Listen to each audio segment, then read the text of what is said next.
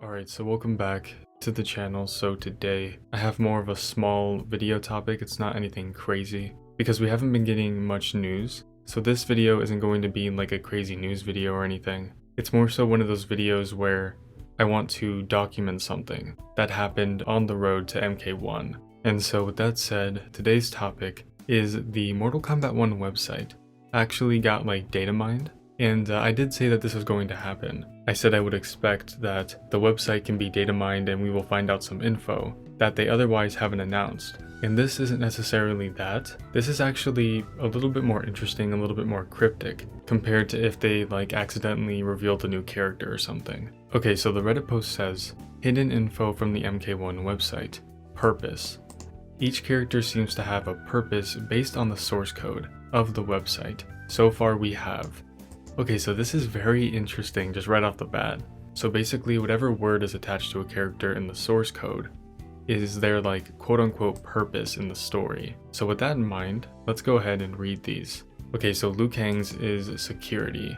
Now that makes sense. He wants to make sure that Earthrealm and basically all of reality is secure, is safe, is protected in his hands. So yeah, that makes sense. That makes sense for Liu Kang. Next is Sub-Zero with power. Yeah, that's basically what I would expect from him in this game. He seems very power hungry. He seems like he wants to control not only the Lin Kuei, but other things out of his reach. So the search for power and the selfish like journey to get to that power does seem like that's going to be Bi-Han's like character arc in this game. Okay, so that does make sense for him. Okay, so next we have Scorpion with honor. Man, they cannot do this to me. They just can't do this. Scorpion's story, oh my gosh, it really is shaping up to be a tragedy. It's already basically implied that Bi-Han killed their father, and Scorpion looked up to their father greatly and cared for him very much so. So Scorpion for sure probably cares for, you know, the clan, cares for his family,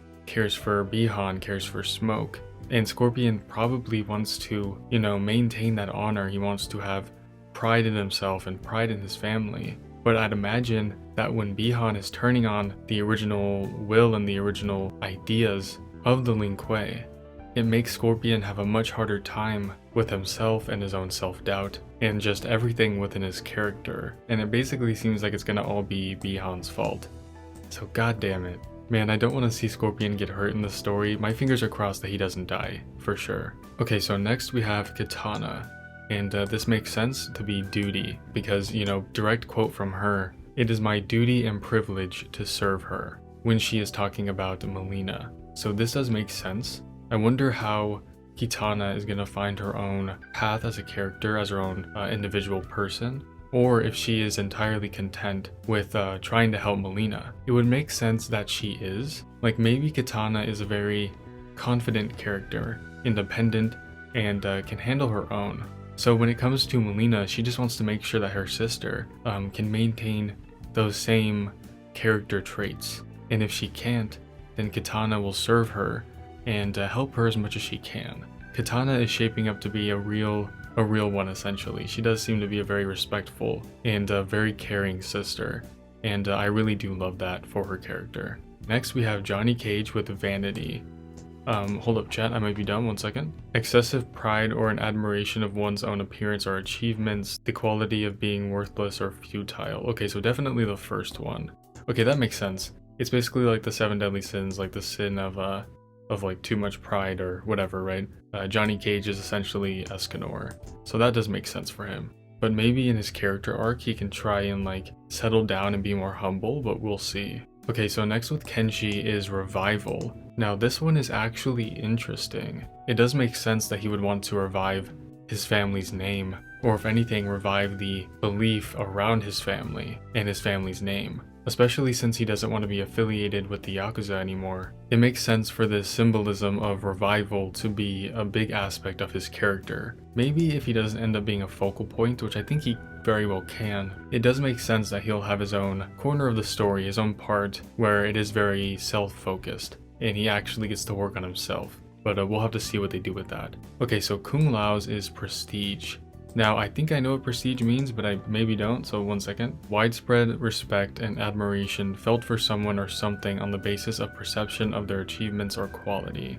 Okay, so this does make sense for Kung Lao's character, especially since, unfortunately, based off of the character bios, it does appear that Kung Lao maybe lacks a clear path, or he wants to live up to something greater. And that is completely up his alley. He normally was like a very jealous character before, and so in this new era, it would make sense that they do a different spin on that, and if anything, make him a very hopeful character, or a character that wants to live up to something greater without necessarily harming the character's identity to do so. So they don't have to necessarily make him like an insufferable character or somebody who is very bitter. They can maybe find a different approach to doing that. I do want to see what they end up doing with him by the end of this game, because Kung Lao normally does get the short end of the stick, so hopefully that does not happen this time around. So next we have Melina with the respect. This one seems pretty huge, and this is actually what the original tweet was about, so let me go ahead and read that now. Melina wants respect.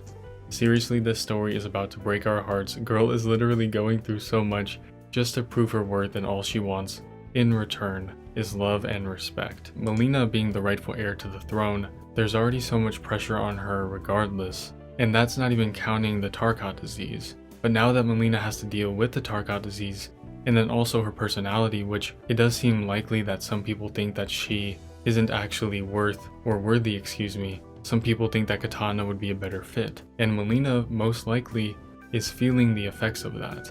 She's feeling insecure not only internally because of that, but also externally because of the Tarkat disease. So this does make sense as a word for her character and her purpose. I really want the story to have a huge focus on Melina, and I think that would actually service her character greatly. But anyway, let's continue. Okay, so with Raiden's, it's stability. I think that Raiden's character is one of the ones that we know very little about right now. He's pretty much a mystery at this point in time, and that's not necessarily a bad thing. If anything, it is a good approach to his character as of right now, because he seems very humble, he seems very knowledgeable, and seems like he's going to be level-headed all around. And that works for Raiden's character. When you take a wise and proficient person, and you take away that one aspect of them that was over the top, being his godhood, and now he's just a normal guy, it would make sense that he's a very stable person, or that he wants to continue seeking stability in the world, and also maintaining that for others. So Rain's is ambition.